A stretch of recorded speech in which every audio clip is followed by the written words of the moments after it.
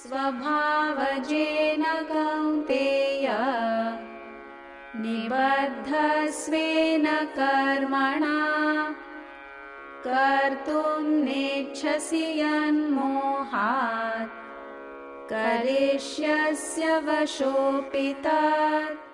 O Kaunteya, fettered by your own karma, born of your own nature, you will helplessly do what out of delusion you do not want to do. Now he's getting stronger. He uses stronger words. And there's a reason for that. This is a very valuable verse because it explains how you are forced to act according to your vasanas. So what must you do? You must detect your own svabhava, your own nature. Identify your own nature. What am I? What are my strongest vasanas? What is my swadharma? It's not very difficult if you look within. The problem is nobody looks within. You choose your vocation based on what your best friend does. You choose your vocation based on what your parents tell you. You choose your vocation based on what is cool nowadays. You talk to youngsters, school-going kids, their whole life revolves around what is cool and what is uncool. And what they consider uncool is the right thing, unfortunately. So, identify your nature. Stand apart from external influences. Look within and identify your nature. Don't look at whether you'll make profit. Don't look at whether you'll make money in it. When Sachin Tendulkar decided to choose cricket as his vocation in life, there was no money in it. Yet today, he is the richest cricketer going and the most famous. When Ustad Bismillah Khan decided to dedicate his life to the Shehnai, there was no money in it, there was no name, there was no fame, and yet today, this Ustad Bismillah Khan, or the instrument Shehnai is associated with Ustad Bismillah Khan. This is it, friends. So when are you going to set aside this obsession for money and just focus on what you ought to do? You're born with an ingenious talent. You're born with something special that you bring to the world. How can you not look at it? How can you frustrate yourself? You're killing yourself. That's why the Upanishad says, Atma, we are all suicidal. Because we have no concern, no respect for ourselves. If you don't identify your nature, svabhava, and then once you know what your nature is, choose the corresponding field.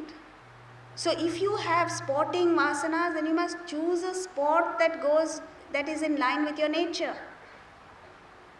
If you have philosophical vasanas like I did, even in corporate life, I was like a cat on hot coal. It was impossible to live there. Every day I would ask myself, what on earth are you doing? The moment you identify your swadharma and choose a field in line with your nature, it is so easy going.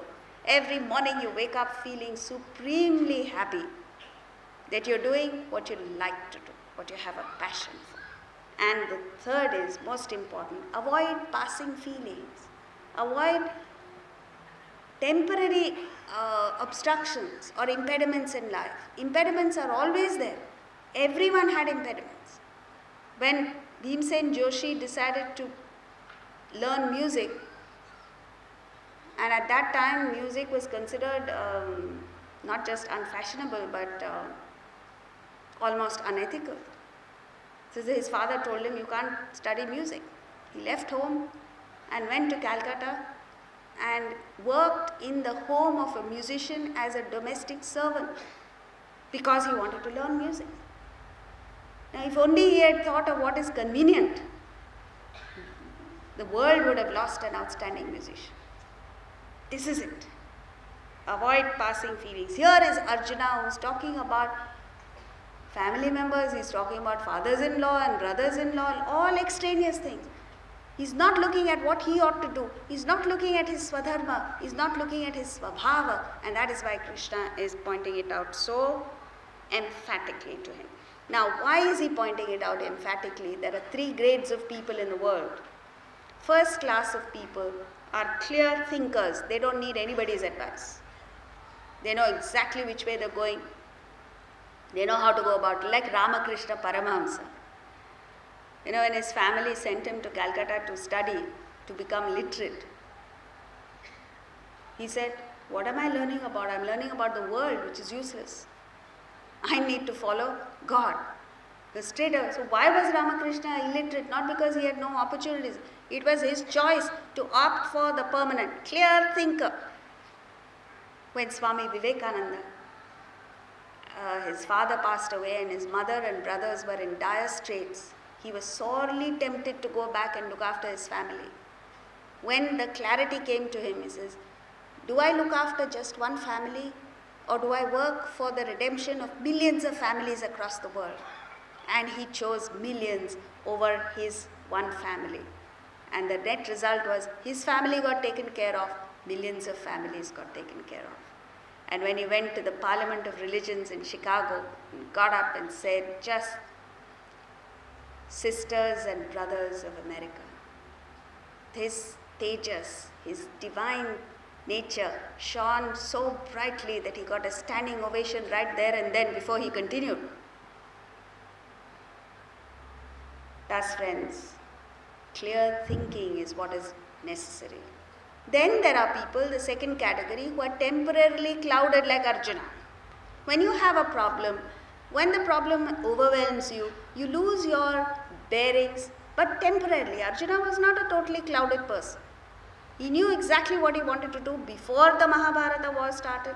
Afterwards also he knew. Just at that point, the intellect got clouded by emotion and he lost his clarity.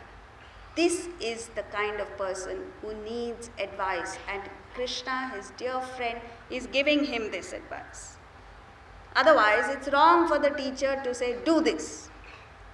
In Vedanta, only advice is given, and that the teacher never imposes his opinion on the students. But here is an exception where Arjuna needs help.